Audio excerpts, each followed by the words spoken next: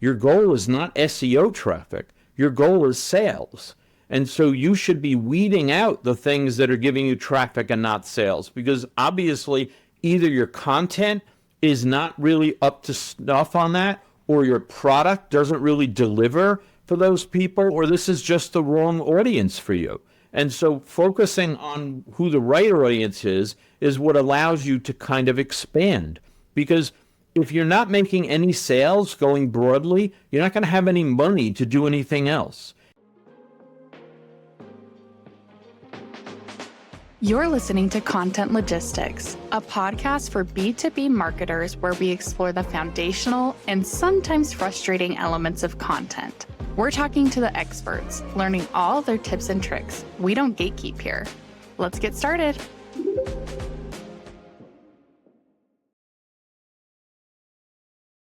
Welcome back to Content Logistics. I'm your host, Baylee Gunnell, and today we are talking about a topic that is on every marketer's mind: AI. While AI promises speed, automation, and endless content, that doesn't always lead to results. In fact, a lot of teams are cutting corners in the name of efficiency and watching their outcomes tank. So how do you use AI the right way, especially if you're on a small team and every dollar, click, and conversion counts? To help us get to the heart of it, I'm joined by Mike Moran. He's a digital marketing strategist who's worked with dozens of Fortune 2000 companies, holds 13 patents in search tech, and was one of only 400 IBM distinguished engineers. His specialty: helping brands use data, content, and AI to drive actual business results. Anyway, let's go ahead and get into it. Hey, Mike, thanks so much for joining the show today. I'm really excited about our topic. We're going to talk about efficiency versus effectiveness when it comes to AI. And you are obviously an expert in this. You've been working in an AI since, I believe, the 80s. So I'm just really excited to learn from you. So just to get started, I know you've worked with so many B2B brands. What patterns do you see when it comes to how teams are using AI today? What I see is what happens with a lot of automation when it first comes along is that people tend to look for efficiency, so saving money, rather than effectiveness, such as maybe making your marketing better or getting more revenue. And while I think that's always a danger, with AI, it's even a bigger danger because people seem to think that it's so easy to reduce costs. And they're right, it is. In fact, if you don't try to reduce costs, if you try to make your marketing more effective, you'll probably end up reducing costs anyway. But the reverse isn't true. If you set out to reduce costs, you are unlikely to make your marketing more effective. And that's really what the problem is. To me, a lot of people are approaching this the wrong way. One of the things I say to them is that if all you care about is efficiency, then I have the greatest project ever for you, which is to stop doing marketing. You get 100% savings. It's you'll never have a more efficient project than what I'm proposing. And they all say, well, we can't do that because our sales will go down. It's like, well, that's right. And so if all you're looking for is efficiency, then your sales may go down. And that may not be worth the trade-off. It's possible that it is, but people treat lowering costs as though it's an automatic win, and it might not be. I had a client who came to me very, very excited about how she had replaced half of her content writing staff by using AI. And she told me all about the project. She was very, very excited. She got all sorts of kudos from her management. And we were at a conference, and I had just bumped into her. And so then I was about to walk away, and she said, oh, wait, there's one thing I wanted to ask you about. I've noticed the last couple of months that our conversion rate has gone down 15%. Do you have any idea what it could be? So I had to kind of restrain my tongue at that point. I said, well, maybe we should get on a call and talk about it. But it seemed completely obvious to me what it could be. And so that's really what I think people need to focus on, is that is that if you really set out to make your marketing more effective by using these technologies, you're likely to get the efficiency you're looking for also. But the reverse is not true. And unfortunately, I see too many people pursuing only efficiency, only cost reductions, rather than really focusing on making their marketing more effective. And a lot of times the reason that's true in B2B is that you don't really have a good attribution model. You don't have a good way of knowing what's effective. And so then you get stuck going after the things you can measure, which is cost. And I think that's really time that's not well spent, especially when it comes to this kind of technology we're talking about today. Yeah, I'm right there with you, Mike. I've seen that too. People were so excited when AI came out, or generative AI, I should say, that they thought they could cut out their content marketers and just replace it with AI, which I think that instance you shared is not the only one. I think it happened to a couple companies. And AI is so powerful, but it just doesn't have that human touch that really just is able to connect with people and answer those questions that prospects have. And a lot of the time in these B2B sales cycles, they're long, they take multiple touch points, and you really just need effective content that can speak to multiple buying groups. So I'd love to break this down a little bit more. One thing in our prep call you said that I think you stated very clearly, just barely, is you could get efficiency by default with AI, but effectiveness, that takes work. So let's maybe break that down a little bit more. The first thing that we mentioned already is that you need to know how to measure your effectiveness, right? Everybody can measure the cost, everybody can count pennies, and so that's easy. But measuring the effectiveness is not so easy, and it's partially because of what you just described. You have multiple people in the buyer group. They're coming to your website at different times. They have different questions, and it may not be that easy for you to tell the difference between a visit to the site where they showed up with a question and they left without the answer, or they left having the answer. But there are ways to measure those things. There are ways of measuring engagement. You can watch what people are doing on your site.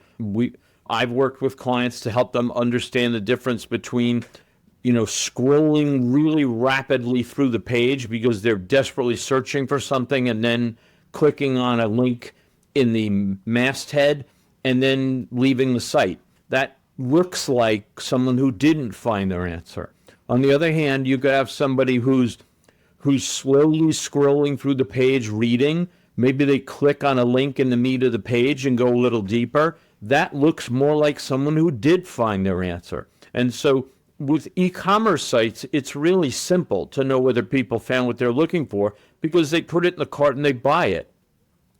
When you have long consideration cycles, a high consideration product, which most B2B is, it's not that simple. And so you have to look at other kinds of metrics that help you judge engagement, that help you judge other things, to help you realize when you've got that successful visit and when you don't. And obviously you want to be able to focus on visits that lead to conversions, that provide leads to you, or whatever it is that you're trying to get a person to do on your site. Obviously you want to do that, but there are other things that you can do prior to that as well. I mean, we know that for most companies, 70% of the buyer journey happens before they give you their contact information. For some companies, it's even more. And so if you're completely in the dark for 3/4 of your journey, that's a lot of content that you're not understanding whether it's working or not. And those are the places to focus on. And interestingly, AI can be very, very helpful in you understanding whether those things are effective. Using AI to improve your analytics might be a much better way to go than using it to try to fire every writer you've got. Yeah, I think that makes a lot of sense. The analytics is really where that decision making should be happening. But I'd love to know a little bit more about how you're getting that analytics before someone is filling out a form. I know I have a lot of clients that I work with that they have demo requests, and they have ebooks that are gated that people can download as just ways to try and get a measurement of how engaged someone might be. But like you mentioned before, those decisions, 70% of the decision is happening before they even fill out that form. So what are some indications to you that someone is maybe finding those answers that they're looking for, the content is resonating with them before they actually engage with your content, some of or what they you're fill out a form? describing is a good thing to do. If you can figure out ways of laddering your offerings so that people can take advantage of things earlier, that will show a lot more interest. And in my experience, it leads to more sales. I've worked with software companies, for example, that start out by charging people for a consulting engagement where they're helping them to understand their problem better, looking at what their alternatives are, putting together a business case, and they're charging for that. That's not something they're doing for free, right? And the charging does a couple of things. First thing it does is it proves that the client is actually interested and not just kicking the tires. The second thing it does is it allows the vendor to basically, at the end of that consulting engagement, write the best proposal ever. Because they've learned so much about the client. They know exactly what the problem is. They know what the business case is. They understand what the value could be for them. And so this allows them to really put together something that the client is going to be interested in. And it helps the client to get the approval because the vendor has done a lot of the work of putting together all the things, the information that will persuade the decision makers. So there are many things going on there, not the least of which is when you're working with large companies, if you give them a $25,000 consulting proposal, it is a lot easier to get through procurement with that. Usually they have some kind of lighter process for things under a certain clip level, like 100K, right? And the thing is that in my experience, I have never seen the 25K approval from procurement turn into the longer, more difficult cycle when you put in the 250K proposal next. By that point, you're already an approved vendor. And so there are many ways to do this so that what you're doing is you're allowing the customer to continue to show interest, right? So, and it doesn't have to start out even being money. It can start out being something like, give us information. It could start out by being, give us some of your time, right? It's making sure that they have some kind of skin in the game is what helps you. And now if you've laddered up your offerings that way, now your content can also be laddered up. So more of the things that we're describing turn into conversions. They turn into little micro conversions, right? Where you're asking maybe for some information because you have some kind of calculator tool on your site. And so if they put in the information to calculate what their ROI might be, that shows more interest than if they don't, right? And so you continually work on this. But even for things where you don't have that kind of approach, think about if you were sitting behind a person and looking over their shoulder while they were using your website, you'd be able to tell if they were making progress or not. You would know the difference between them searching for something and then clicking the back button right away, or getting frustrated, not because you were looking at their face or listening to them, but because you're just watching what they're doing on the site. Well, you can put together a JavaScript that does all those things, and it uses AI to figure out whether people are succeeding or not. And so even for places where you don't have those kind of conversion events, there are still ways for you to understand the effectiveness of your content on your website. You get to collect all of that first-party information. And so we're not talking about looking at people in kind of a creepy way, right? Because you don't have to even know who they are. You can do this all anonymously, and it will still tell you a lot about the content itself. Yeah, that's so powerful to be able to track the user's experience. I also love your example of just getting skin in the game early on, doing that consultation. That's such a great idea to get approved early on before you do a bigger deal. So for people, let's maybe dive into a little bit more this JavaScript idea. I know you are an expert at this and you've done this for a lot of people, but maybe for someone who is unfamiliar with this process, what would maybe be a good way for them to get started to kind of track this progress of someone on their way? I've worked with clients to develop these kinds of tools for them, and I've worked with really large companies. They have the budget. It's worth it for them to do it, right? And all those things are wonderful. But if you're a small company, there are tools out there that you can use. One of them that I've seen used is Impact Hero from SEMrush. And that's a tool that you can get fairly inexpensively, and you don't have to do any development. And does it do all of the things that I just described? No. Does it do more than what you're doing now? Yes. Right. And so to the extent that you don't have a big budget or you don't have the skill to develop something like this, and you don't want to hire me, which I totally understand, there are tools out there that you can get that's just one example. There are lots of them out there that try to help you understand how to check engagement. And so looking at those kinds of tools as an adjunct to your analytics system, I think is going to help you analyze your content a lot better than you're doing now. Yeah, that would be extremely helpful to be able to analyze that data. One thing we've talked about a lot is effectiveness, and we've talked kind of about some of these maybe more vanity metrics that people focus on with efficiency. What would be better metrics that you would recommend to marketers to define effectiveness? I still work with a lot of companies that are focused on brand awareness, and brand awareness is fine, but the problem is that the reason that brand awareness became so popular is because before we had digital marketing, there wasn't much else you could measure. You would put an ad in a trade magazine, or you would do things, and you would just be able to do a survey afterwards to find out if more people knew who you were, and that's all you had. What I'm proposing is that you want to focus on looking at some very simple things, like something like how much, did people see your marketing? So that could be a page view on the website. It could be, any different kind of metrics on social media. So did they see it? If they saw it, did they click on it? Or did they somehow move forward? Right? And then did they buy something? Right? And so those three very simple things are something for you to look at.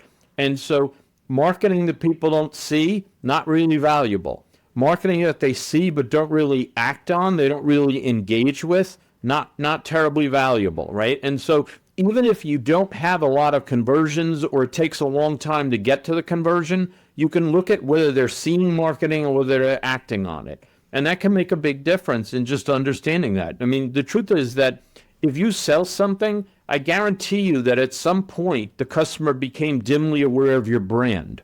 And so measuring brand awareness is still something I see people doing today.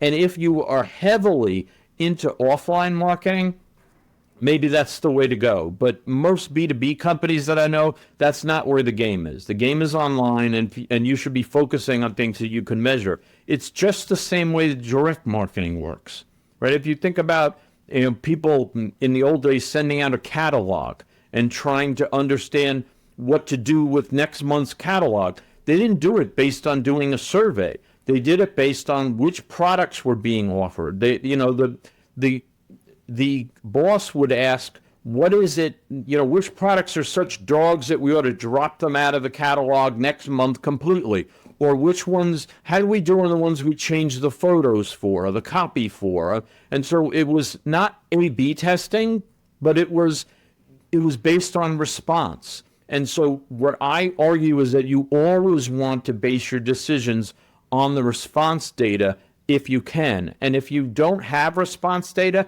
that's exactly the first thing to go get. You should re-engineer your site in order to do that. I have customers that I work with where they ask me things like, how can we tell her this page is answering all the questions?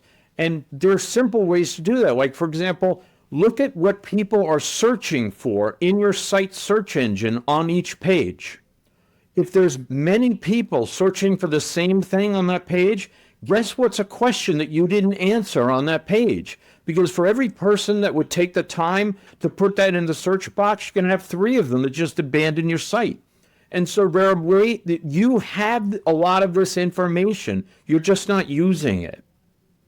Yeah, I mean, most people should have Google Search Console. That's a pretty easy tool to look into to see those queries that people are searching and making sure that we're answering those questions. I know that's something we had talked about in the pre-call too, that a lot of B2B content doesn't answer the buyer's questions.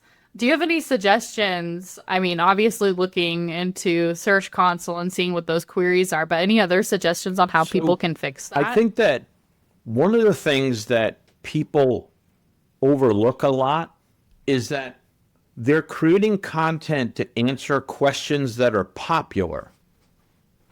And what they really should be doing is creating content to answer questions that they're differentiated for.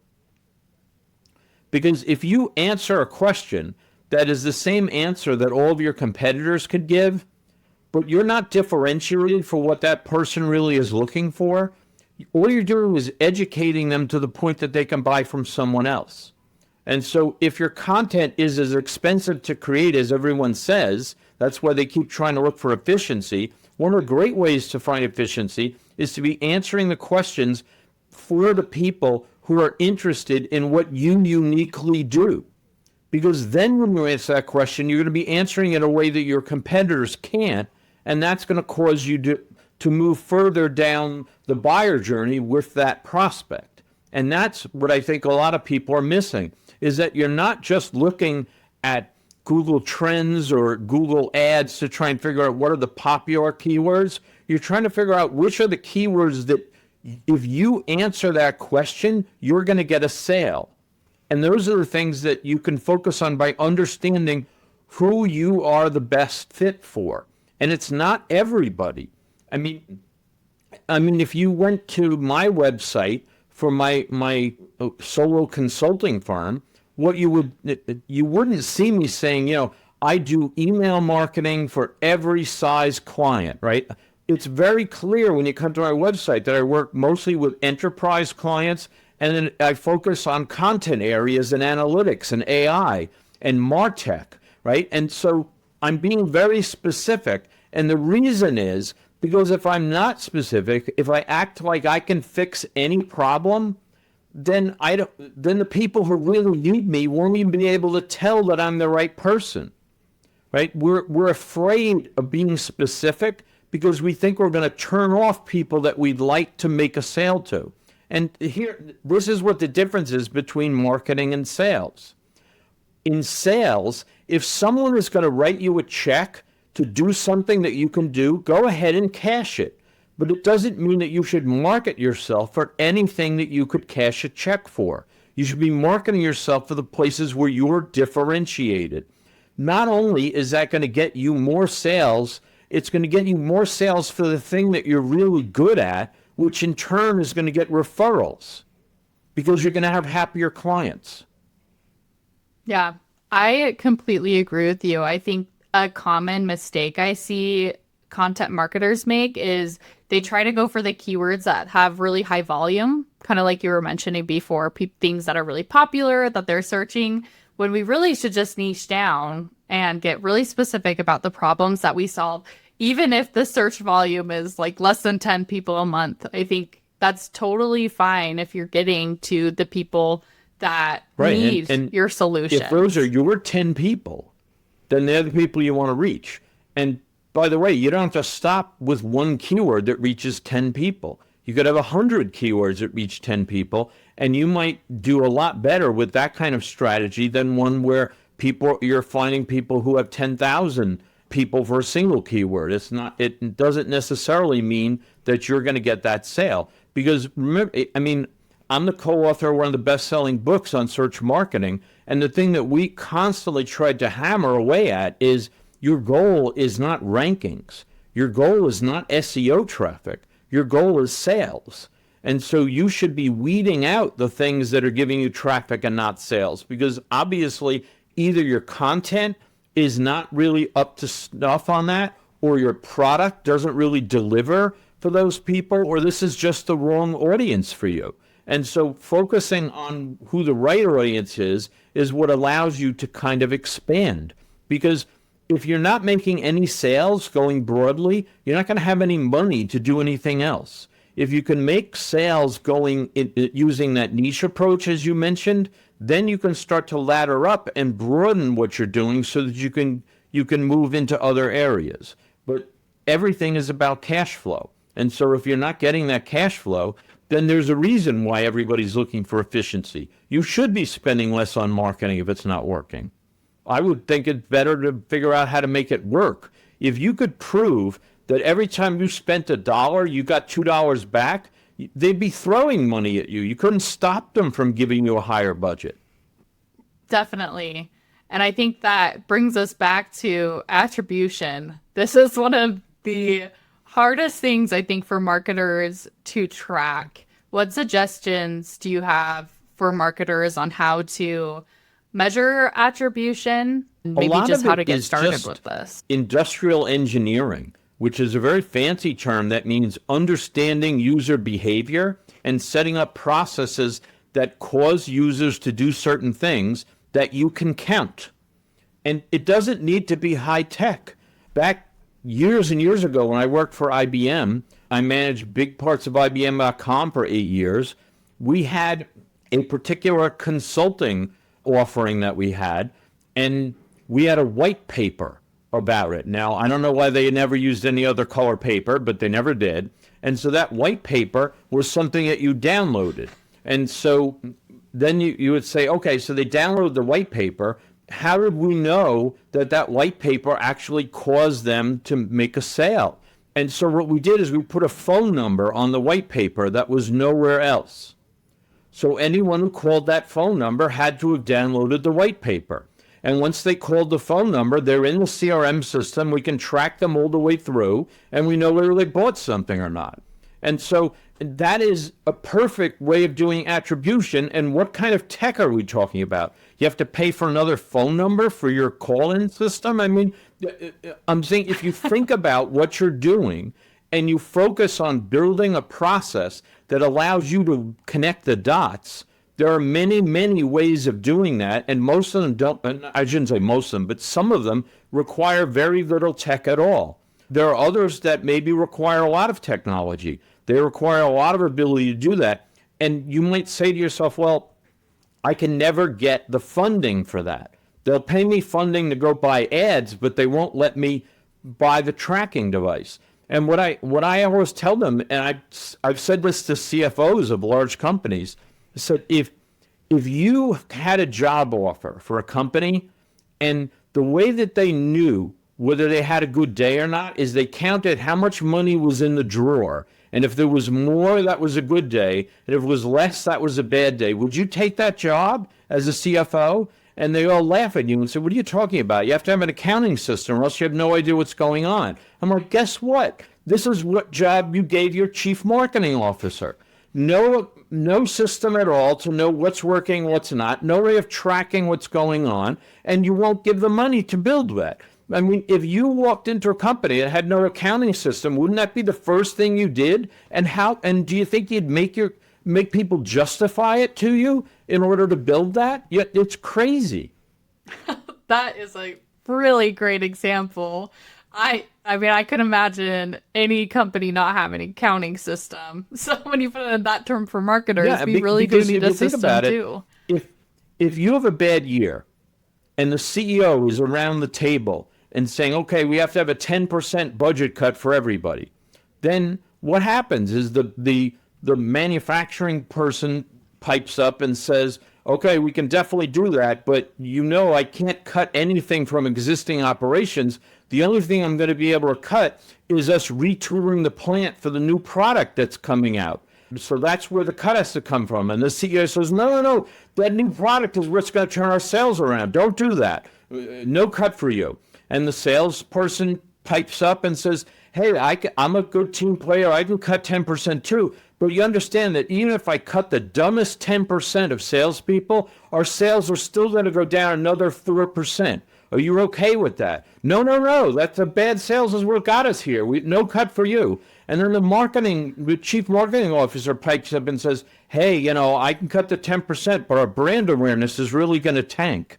And so what do you think the CEO says at that point? They say, oh, okay, I'm going to cut you 20%. Because that doesn't mean anything to them. If marketing can't express in business terms the same way sales can, the same way everybody else around the table can, then you're going to be the one always getting cut, and you're going to be the one always being asked for more efficiency. And that's not really what marketing is for. Yeah, that is not a good position to be in.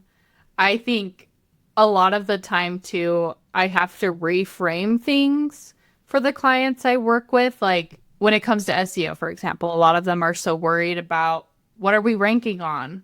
And we have to flip that paradigm, kind of like you were mentioning before, to, okay, where are we getting more leads? Are we getting more form fills? Like, are we seeing that engagement? And that really applies to what you're talking about too, with being able to measure how we are impacting the Absolutely. company and bring a revenue. lot of the work I do with shared audiences, the agency that I work with, a lot of that comes down to that same kind of work. Because if you think about it, look at what's happening to search right now. A lot of what's happening is zero-click searches, right? And this used to be something that bedeviled B2C companies, right? Like if you were Expedia, that Google was figuring out how to sell a plane flight without them coming to Expedia. But this is now happening for B2B companies with AI overviews, right? So if they get the answer to the question without clicking through to come to your site, that's bad, right? Well, maybe it is, but the truth is that if your information is what goes into that AI overview, and they see the link to your page, that might give you even more credibility than being number one in the search result. So they might click on that link, but even if they don't, they're gonna remember your brand, and eventually they do have to click if they want to do business with you. And so it's not about having more clicks. It's not about having higher rankings. It's about whether you're attracting your audience and making the sale. Yeah. Another note to that too, I think, is share of voice. If you have, like we talked about, those niche down terms or those questions that people are asking, people usually have more than one question, right? They're going to be looking for answers for a couple things. But if you can have content that shows up in that AI search for multiple things that your product solves or your company solves, that's even more powerful to show up Bill more Hunt than and just I, that who one wrote time. that search book, called it Shelf Space, right? There's only so much shelf space out there, right? And the more you grab, the better. And share of voice is an important concept, not even just for search. I do work with a social media company called Conversion. And one of the things that we do is we measure share of voice in the conversation for your brand. And because a lot of people, they're looking at it and say, hey, the volume went up. Well, the volume of social media conversation is going up all the time. How do you know that that's good, right? It's just like if you said, hey, we looked at our sales, they're up from last year. That's good. Do you have a higher market share than last year? That's what it'll really tell you if you're just in a rising market or whether you're actually making headway against the competition. And so looking at share of voice in social media is a similar concept. But as you mentioned, you can do that in search as well, right? And so what I think this conversation is about focusing on doing some thinking around what you're going to measure and what decisions you want to make based on those measurements. Right now, a lot of people are just flying by the seat of their pants. They don't have any data that they're happy with making a decision on.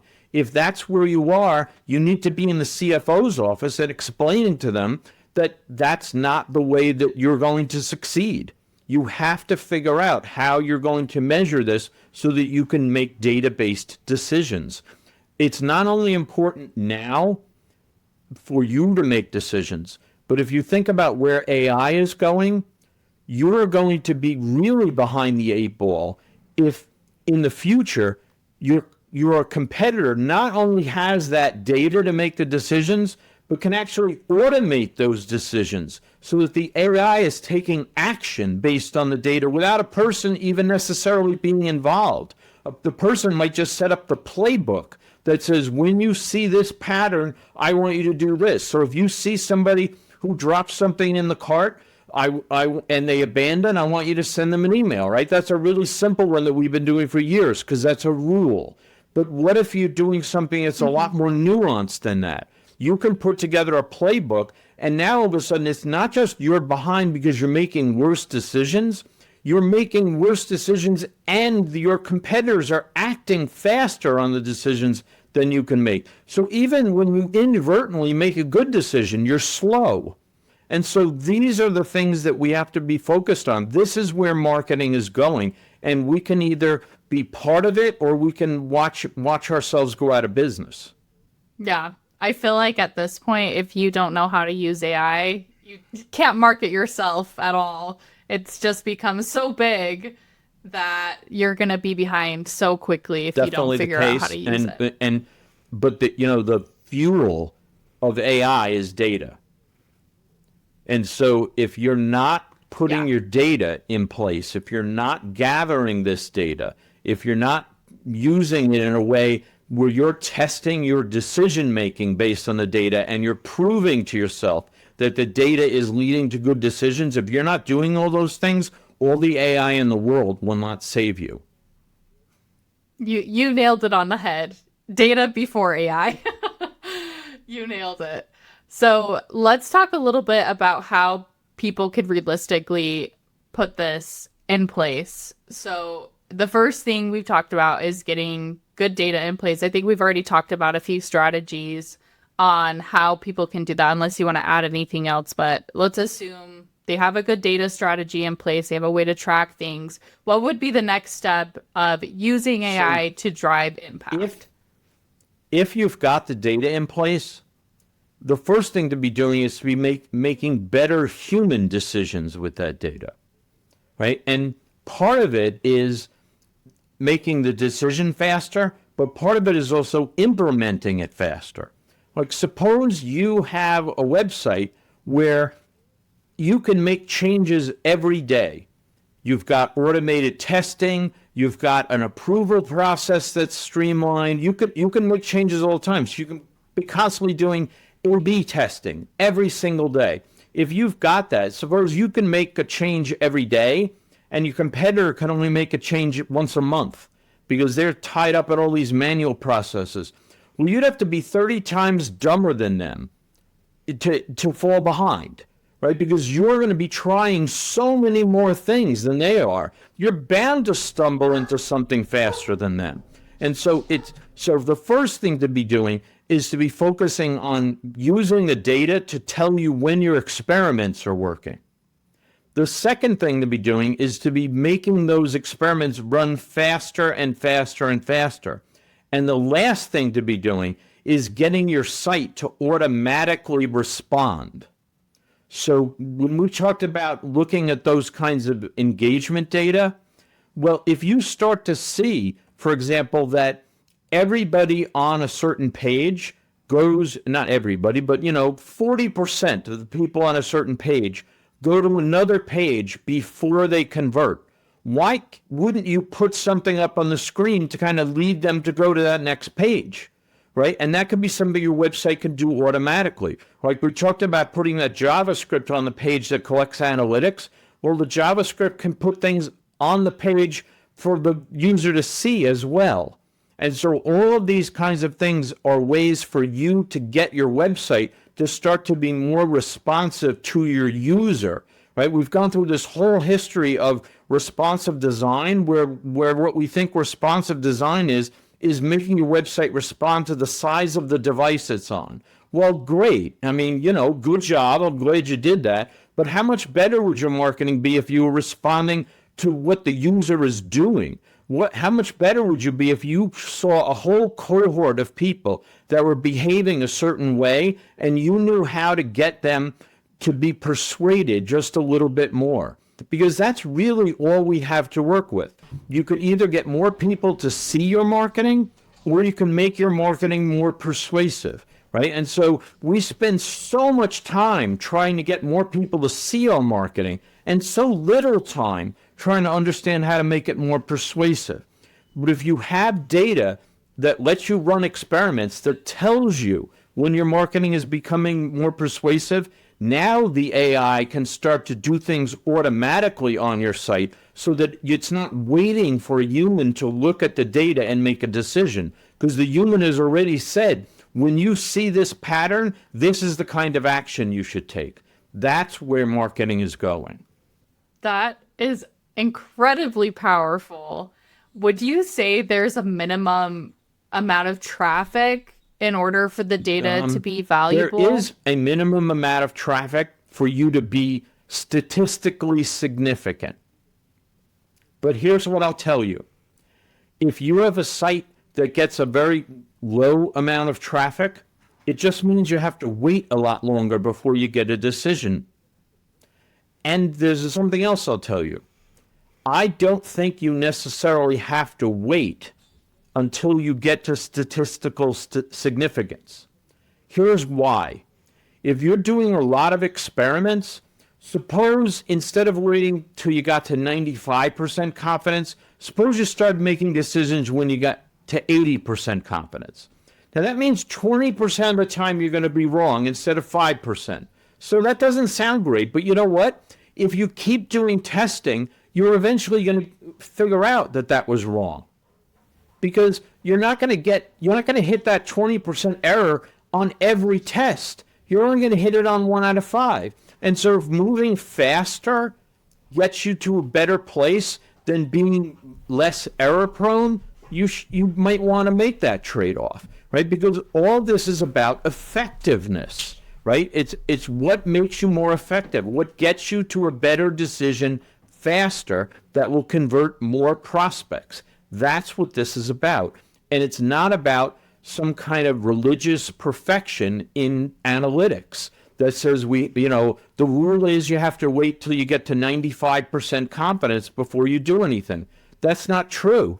If you were telling me that you were trying to build a new plant, and you were going to spend, $100 million, I would say, yeah, I might even want to be at 99% confident that I got that right? Because I can't undo that one. But if you're telling me, hey, we changed the color of the OK button, I don't think I need to get to 95% confidence before I'm willing to take a shot at that. And so things that you can undo, you don't need the same amount of confidence in. And most marketing decisions these days can be undone fairly quickly. The thing that I would tell you is that if that is what's stopping you from moving forward, right now you're making decisions based on no data. What kind of error rate do you think that is? And so that's really what I want people to focus on, is it's better to make decisions on some data than on no data. Yeah. I think a lot of the time we get really stuck in this analysis paralysis because we're waiting until we have enough data to make that next right decision. But you make a great point. This decision is changeable. We can go back to what it was before. We have backups of all the website versions. That is just easy to have now. So I know we're coming up on time, Mike. So I just got a couple wrapping up questions. But is there anything else you want to add just about what we've been talking about? Any other tips? I think that the thing that people ought to focus on is their own common sense. One of the things that I run into all the time is I find marketers who actually went into marketing as a refuge from math, right? They're good communicators, they're creative, but they're like, math, no, we can't do math. And here's the thing, the problem is that it's not about math. Nobody's going to ask you to do long division. It's about being willing to reason with numbers, right? I mean, if I told you that you changed your web page on the site and you're now getting a 25% bounce rate, and I would say, is that good or bad? And if you're using your common sense, you would say, I don't know yet. I have questions to ask, right? I might want to ask, what's the average bounce rate for a page on the site, right? And I'd say, well, it's 30%. And you say, well, that sounds good. You might say, I have more questions. What was the bounce rate of the page before I changed it? Well, it was 19%. Oh, that sounds bad then.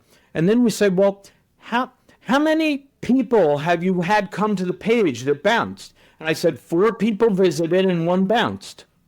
And so now you say, okay, we haven't waited long enough. We don't know anything yet, right? You do not need to be some kind of math whiz to ask questions about the numbers until you have enough information that you're willing to make a decision. And that's what people need to do. Trust your own inner wisdom. You're a lot smarter than you think. And don't let people tell you that that you have to be some kind of data scientist in order to use numbers to make decisions on your website. You absolutely do not. Yeah, I would completely agree with that. I am not a data scientist at all, but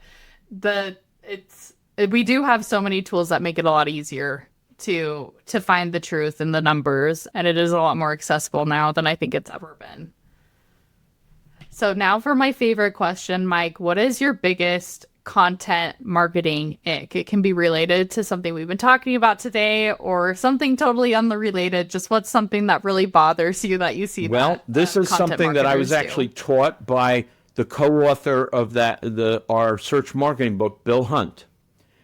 He points out, and I still see it today, that there are pages on your website that are ranking high, but they're not getting the kinds of clicks to your site that you would expect them to get with that higher ranking.